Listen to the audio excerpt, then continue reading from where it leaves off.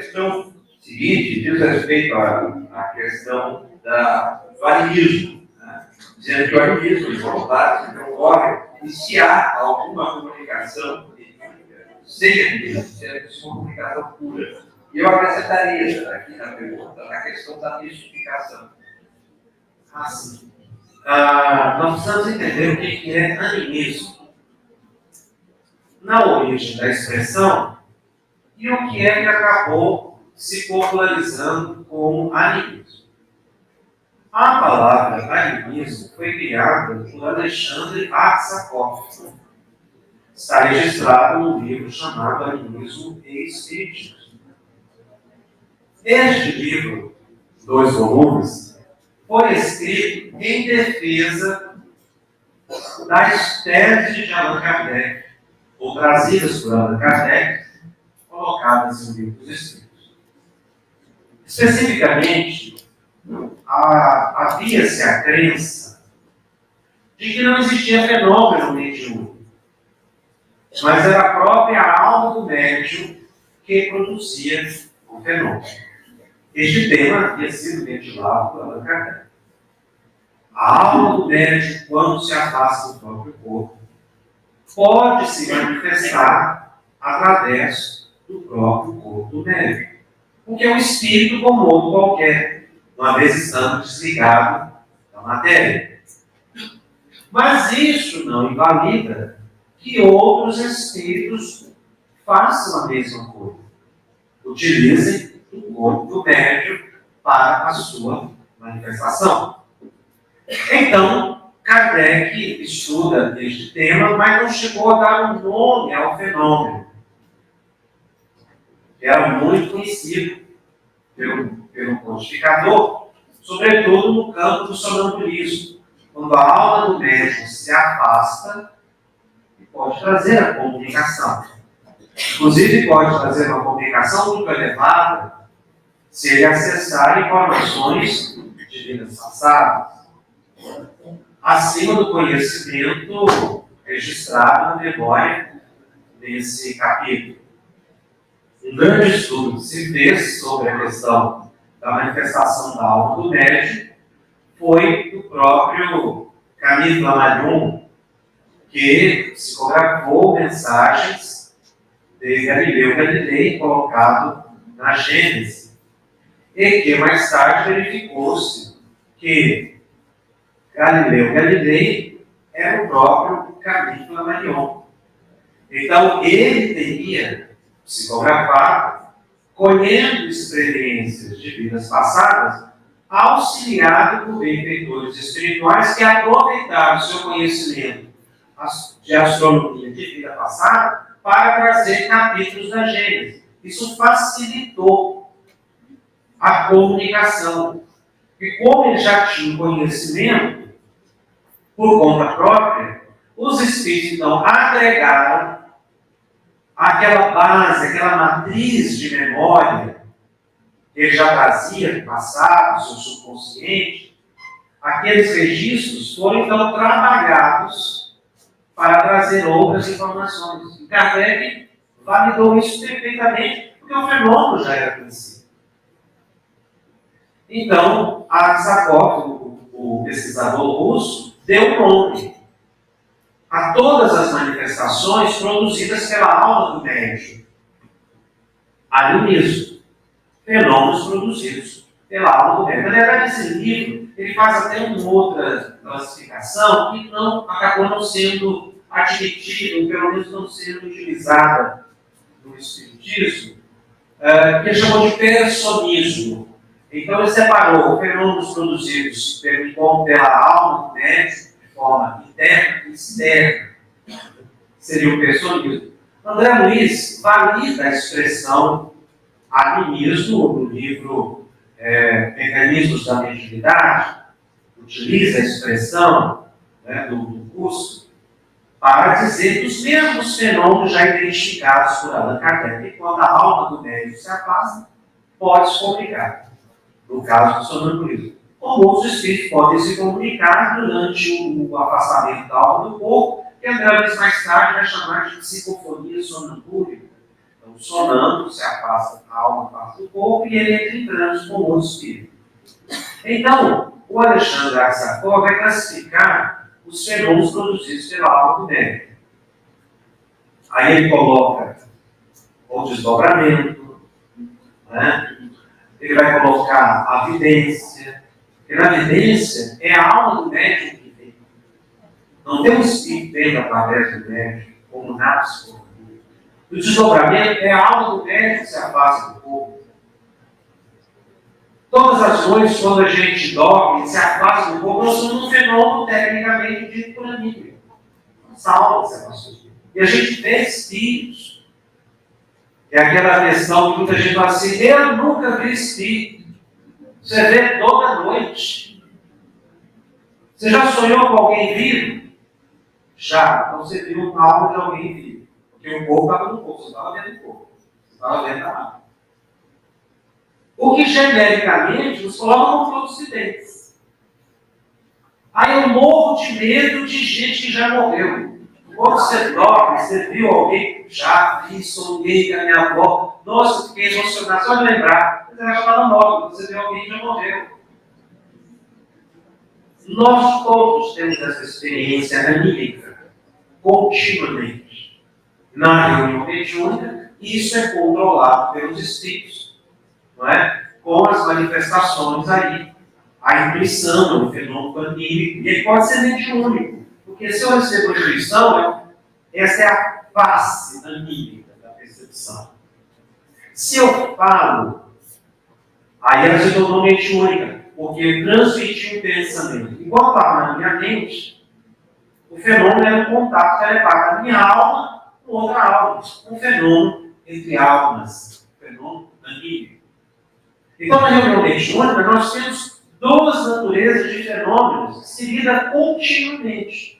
Os fenômenos tipicamente mediúnicos, psicofonia, psicografia, e os fenômenos de natureza anímica, desdobramento, vidência, intuição, esclarecedor trabalho, intuição e trabalho no momento anímico. Então, no movimento espírita, a palavra animismo surgiu como um defeito de médium. Não é. Essa não foi a origem da palavra. Não foi com essa intenção que ela foi criada. Mas para explicar aos críticos do Espiritismo, realmente a alma do médium se manifesta. Era a tese, né? Não existia a mediunidade. Mas existem os fenômenos mediúnicos, em que espíritos encarnados ou encarnados podem também se manifestar. Então foi uma grande defesa que a Arsacov fez a obra de Allan Kardec, e que por falta de conhecimento, a palavra se distorceu aqui no Brasil para classificar como fraude do médium. E não é a fraude do médium. O médium está inventando. Agora, no outro capítulo, que Kardec estuda também, que é estudado por Andrés, que Kardec chamou de a influência do médium nas comunicações. O que Kardec identificou? Me perdoe se eu estou alongando, porque só esse assunto é um seminário, eu estou resumindo. Ele identificou o seguinte: nos fenômenos mediúnicos, tipicamente mediúnicos, o espírito transmite para o médium um pensamento. Ela é muito claro dizer isso. André Luiz vai confirmar que são imagens mentais. O médium, o espírito transmite para o médium uma palavra. Então ele projeta na mente do médium uma cadeira. O médium fala automaticamente em cadeira, sem pensar. Por isso diz que o médium é um intérprete do pensamento. Porque ele transmite sem pensar, mas porque chegou uma imagem. Toda comunicação mediúnica é por imagens mentais,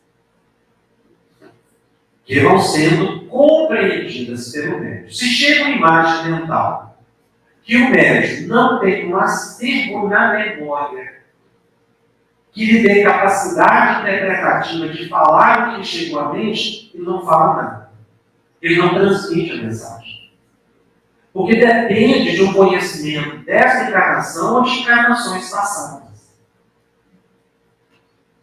Então o espírito pode projetar na mente do médium um músculo cardíaco. Se o médico conhecer de anatomia, ele pode lá falar miocárdio. Senão ele não vai falar. Ou vai falar o coração só, ou não vai falar nada. Porque ele não tem arquivo, que ele tem capacidade interpretativa da imagem mental. E a gente se comunica por imagens mentais. A gente não se comunica por palavras. Isso é uma comunicação universal. Por isso que Erasmo diz que a comunicação universal é pelo pensamento. Se eu pedir para você narrar um livro, você vai contar a história do livro. Você não vai lembrar das palavras. Você vai lembrar das imagens que aquelas palavras criaram na sua mente. É a neurolinguística que explica isso. Então eu estou falando aqui, vocês estão entendendo que as minhas palavras estão criando imagens mentais para compreensão de todas as palavras. Então o Espírito transmite uma imagem. A transmissão da imagem mental é a face mediúnica do fenômeno. A possibilidade interpretativa do médium é a contraface anímica do fenômeno. E Kardec chamou de influência do médium na comunicação. Aksakov chamou essa influência do médium na comunicação de animismo. Então todo fenômeno é medianímico. É mediúnico e anímico. Não tem como não ser. Porque o Espírito transmite a ideia, a imagem. A palavra é de quem? Do médium. Ao transmitir a palavra, é a face mediúnica, a anímica. O problema é que o médium tem que ter muito cuidado para ele não falar mais do que viu. É aí que fala que a mensagem foi anímica. Porque ela só foi anímica. Porque só teve ideia do médium. Imaginação, criatividade. Captou 5%, falou 100%. Aí vai dar a experiência do médium, da honestidade do médium, do estudo do médium, de ter acervo mnemônico capaz de conduzir o pensamento do médium. Esta questão é tão interessante que Kardec observou o próprio fenômeno da influência do médium na comunicação ou influência anímica no fenômeno das mesas girantes. Porque no fenômeno da mesa girante, a mesa não se movimentava apenas, ela respondia perguntas. Imaginava-se que a mesa captava o pensamento do espírito e respondia através de batidas. Aí o espírito falou: a mesa não tem mente, a mesa não tem cérebro. Então, como é que a mesa está respondendo? Na verdade, o pensamento do espírito atinge a mente do médium de efeito físico. Está ali sentadinho no canto, concentrado. O espírito, ao utilizar o fluido do médium, usa também a capacidade interpretativa do médium. Então o espírito vai responder uma pergunta através de batidas na mesa, segundo a possibilidade interpretativa do médium. Olha que coisa interessante. Porque senão, na escrita direta, por exemplo, o espírito pode trazer tratados inteiros, livros, não sabe do médium. Mas por que o médium interfere no processo? Porque o pensamento do espírito não atinge a mesa, atinge o cérebro do médium. E o fluido é manipulado sim pelo espírito, mas segundo a possibilidade de resposta, ou de respostas mais ricas, que Kardec observou através de certos métodos. Tinha mensagem, a mesma pergunta, respostas mais pobres, que variavam de médio para médio. É? Então você veja que a palavra animismo precisa ser bem entendida, bem compreendida. O fenômeno, você vê, para quem dirigir a reunião mediúnica, ajude os médicos. Esquece essa pecha de animismo como defeito de médico.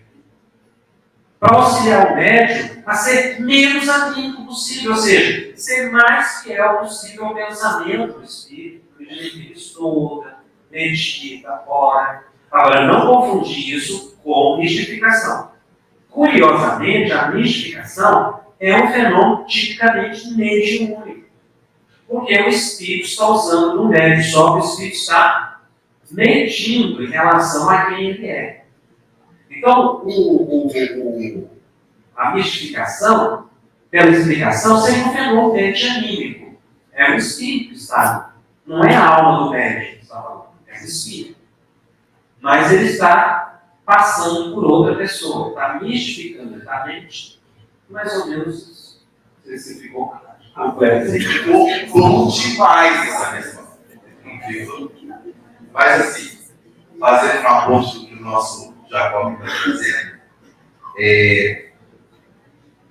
a Joana de Angelis, no livro Triunfo Pessoal, que é uma obra extraordinária, ela vai falar desse fenômeno sobre o inconsciente coletivo, reencarnações e o estudo que Carl Gustav que vai fazer.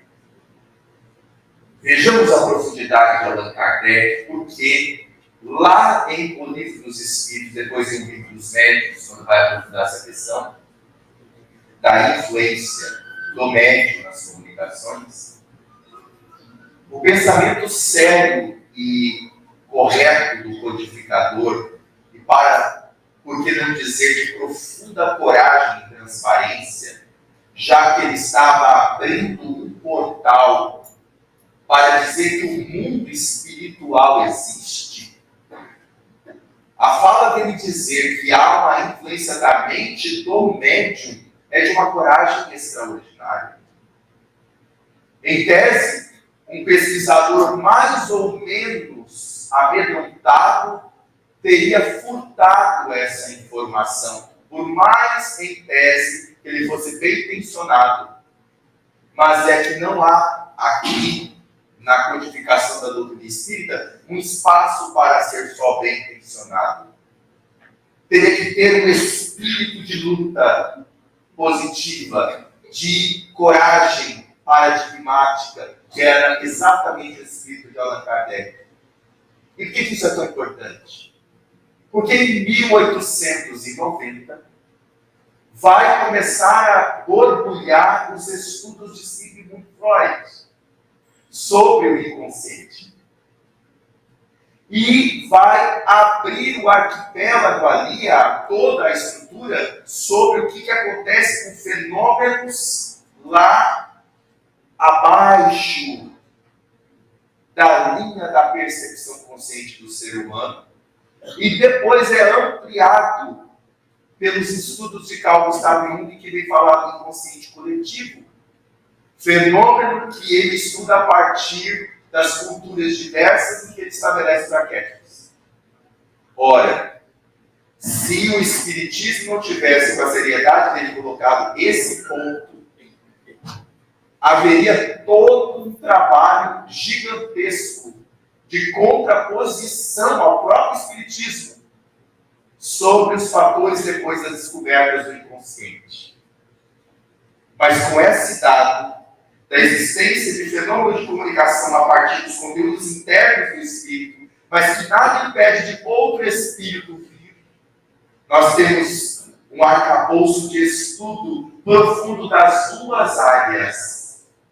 Eu vi uma pergunta aqui sobre essa questão da diferença do transtorno mental para a mediunidade. É o que dá o feixe para o profundo estudo, que se diferencia completamente do transtorno mental, que tem áreas das questões das camadas da personalidade, que a gente sabe que tem a ver com essa subpersonalidade das outras encarnações também, mas que tem a ver com a influência dos espíritos, seres externos no indivíduo, dando a percepção de entender que nenhuma dessas frentes de ciência ou de conhecimento competem uma com a outra. Então, do ponto de vista mais simplório que a gente possa dizer, com essa explicação lógica, didática do Jacobson, é assim, o médium, ele é aquele que está com uma certa programação do corretor do WhatsApp. O espírito vai dizer uma coisa, se não tiver muito alinhado, ele vai interferir com o corretor errado. Quantas vezes a gente escreve no WhatsApp, a gente diz uma coisa, o WhatsApp diz outra coisa. É assim ou não é? Pois é, o médium que não estuda, o médium que não se educa, vai interferir na palavrinha, vai interferir naquela ideia, porque ele está rígido. E aqui existe uma contribuição. Quanto mais o médium tem instalado nele, e aí a psicologia cognitiva que vai estudar isso em 1940, 50 e 60 com Aaron Beck, as crenças limitantes, quanto mais o médium tem crenças preconceituosas, mais ele vai interferir possivelmente na comunicação.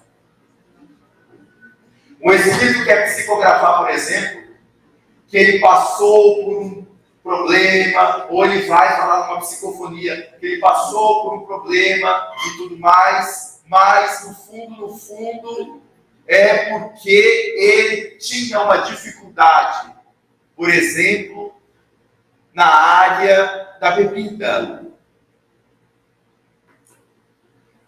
E o médium tem o hábito de beber. Na hora que o espírito vai dar a psicofonia, alguma coisa, pode acontecer uma interferência. Porque o médium também vai fazer isso que eu faço. Não é isso que eu faço, vou deixar.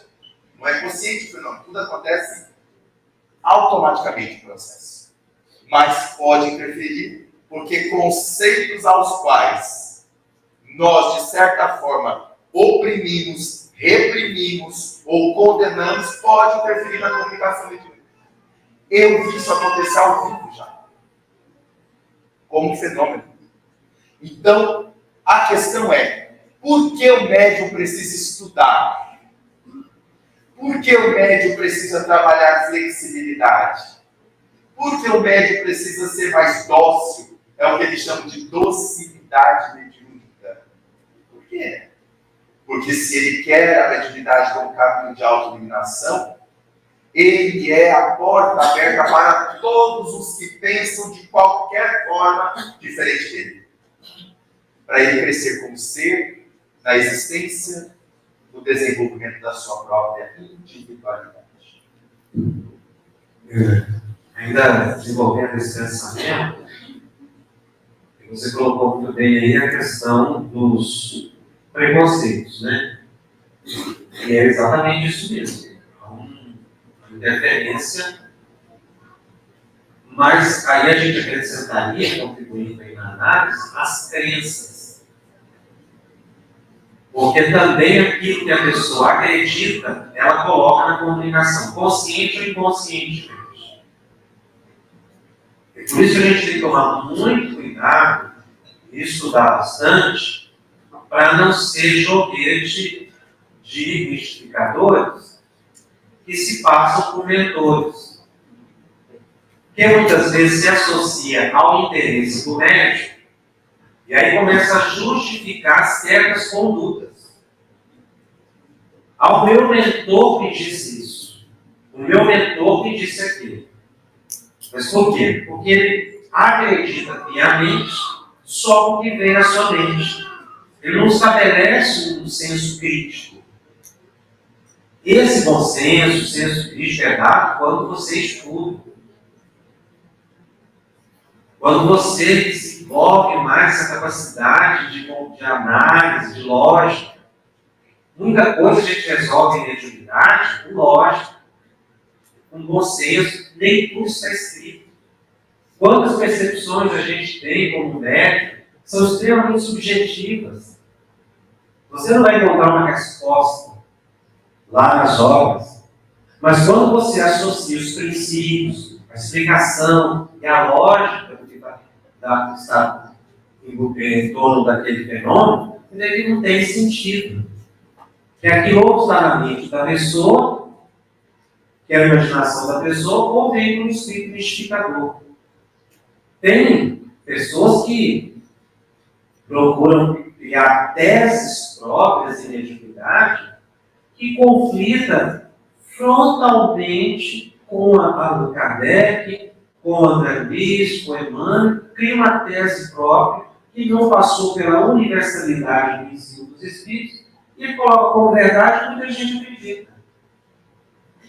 Não é? E acaba criando mais especulação na mente das pessoas, por falta de estudo.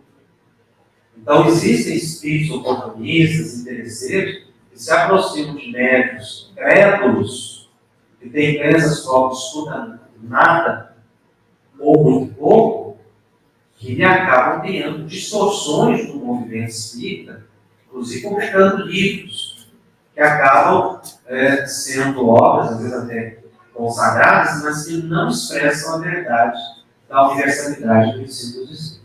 Por isso que a gente precisa conhecer muito Kardec para poder analisar as mensagens que vêm, as práticas mediúnicas que a gente observa. E a prática é mediúnica, elas podem não ser espíritas, como comentamos agora, ainda há pouco. Mas, só para deixar claro, que agora eu também fico uma dúvida, quando há a intervenção consciente do médico, no processo de intervenção do médico, não caracterizaria a fraude? Aí eu entendo que é uma fraude.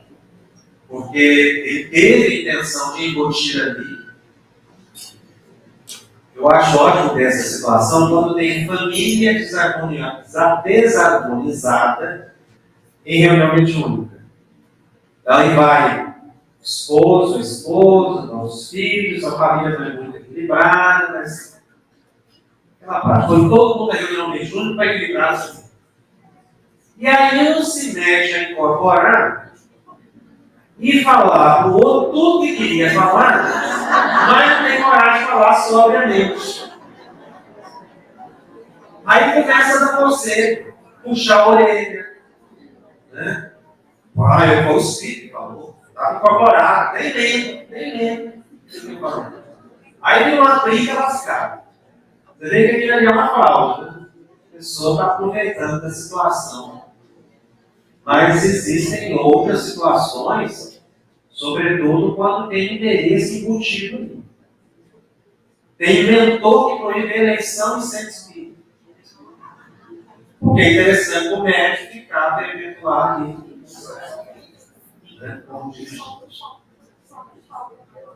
E aí você vai vendo certas aberrações. Né? Meu mentor falou para mim que eu posso receber pela mediunidade. Posso cobrar. Meu mentor me falou, por quê? Isso interessa a ele. Então ele coloca, são fraudes. Né? Você vê que essa associação ali, ela foge totalmente do agora. A pode até ter um espírito. Você aproveita da situação? Sim. Mas não tira a responsabilidade do médico, exatamente porque ele está falando em nome do espírito aquilo que lhe é interessante. E muitas vezes envolve as pessoas, porque também a pessoa quer ouvir certas coisas que lhe é de seu interesse, e a pessoa diz para ela que ela espera ouvir, como se fosse um mentor, e aí ele segue o seguidor atrás de médicos oportunistas. Existe muita coisa. Gente, eu não sei se vocês perceberam, né? Mas nós tivemos aqui uma questão de alta indagação doutrinária, que é justamente essa distinção, que é muito complicada, entre o animismo, né, e a mistificação e a comunicação mediúnica. Né? Porque são questões realmente difíceis de serem, que foi explicado com uma facilidade, parece simples. Né? Parece simples. Tá bem? Só acrescentando que a mistificação e o pseudo-sábio são distintos, porém eles podem ficar juntos em alguns aspectos. O espírito, ele pode comunicar-se de forma pseudo-sábia, mas não dá o nome mistificado. Ele dá o nome dele. Ele acha que ele é sábio. Ele fala que ele é João do Tijolo, que for. Não está dando o nome nem de Galileu, nem ele é João do Tijolo. Mas a comunicação dele é pseudo-sábia. Quando é que é pseudo-sábia e mistificadora? Quando a comunicação não tem estrutura lógica nem moral, nem intelectual, ela é uma mistura de algumas ideias com alguma interessante, com uma estrutura de conceito bastante frágil, ou seja, bastante empobrecida, e ele ainda dá o nome de uma pessoa de referência. Então nós temos aqui o pseudo-sábio com característica do mistificador, o espírito. Tá? Onde é que a gente tem o pseudo-sábio, o mistificador e o médio mistificador? Ainda tem essa. O espírito dá uma comunicação do pseudo-sábio, ele dá uma questão sobre um nome que não é dele, e o médium acrescenta 50% a mais. Aí é a salada de fruta perfeita. Aí a bomba está feita e é catastrófica.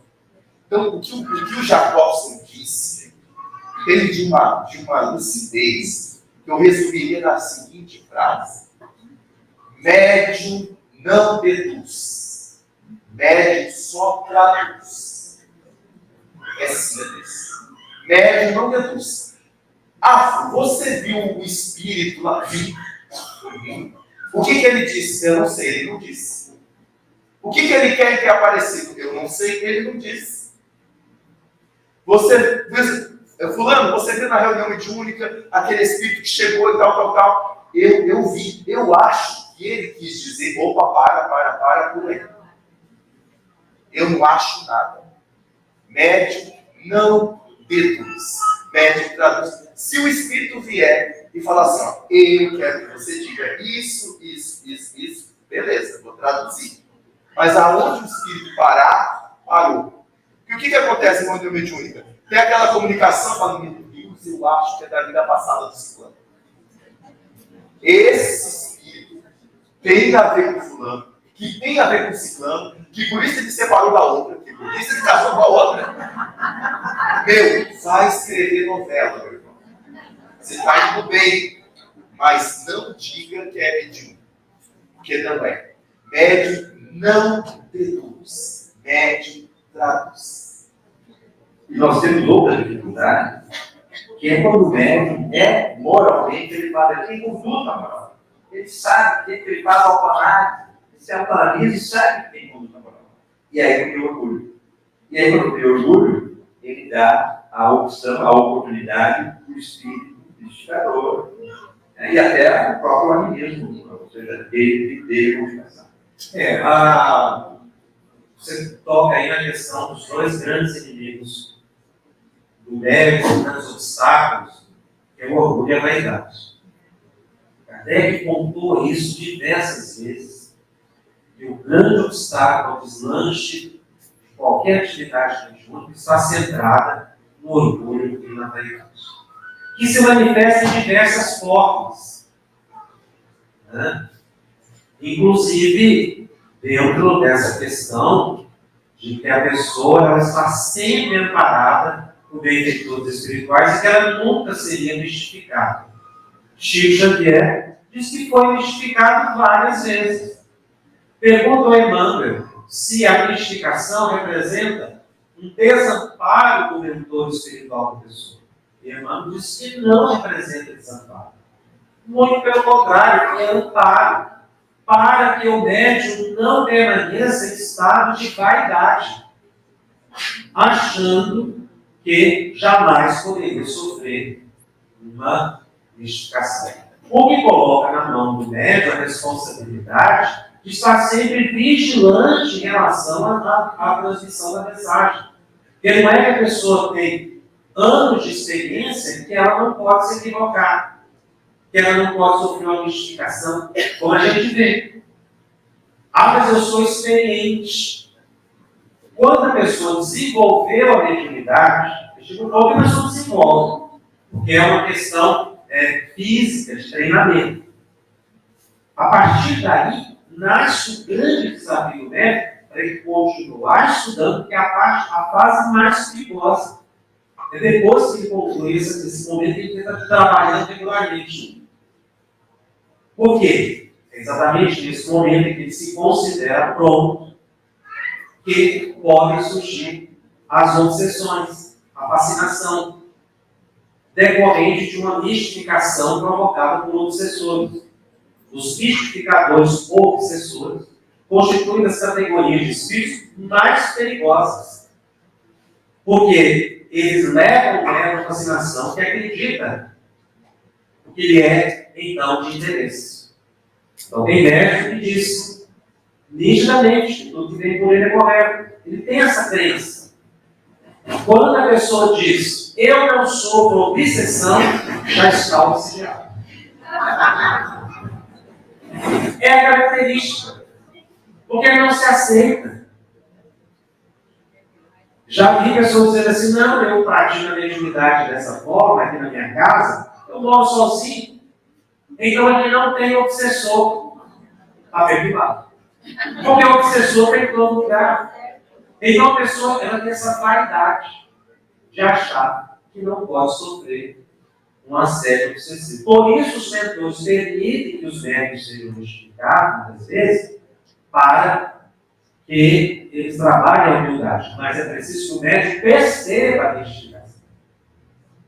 É preciso que o médico tenha um bom senso, porque se ele acreditar, não se isolar, trocar ideia com as pessoas, conversar, não é? Eu já vi Chico Xavier, por exemplo, depois de uma mensagem, depois de uma palestra, a gente volta a fazer isso também.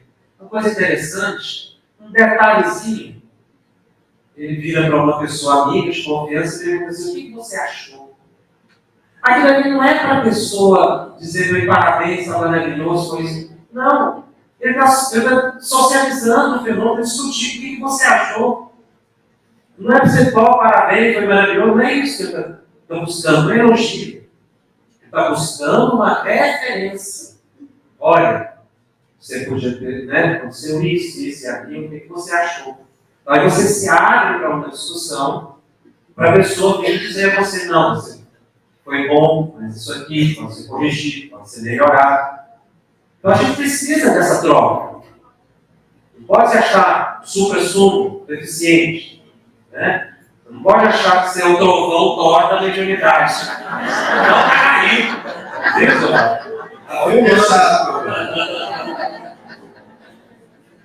Então, se essas coisas não acontecem, a pessoa se perde no processo. E a decorrente dessa vaidade que fica introjetada. E a pessoa não encontra ninguém para chegar e dizer, olha, podia ter modificado isso. Então, quando eu vi o Chico falando, depois eu fui analisando, e o Chico não precisava disso. Perguntar. Depois eu fui entender, não, ele está se abrindo para mostrar que é um médico comum. O que ele achou?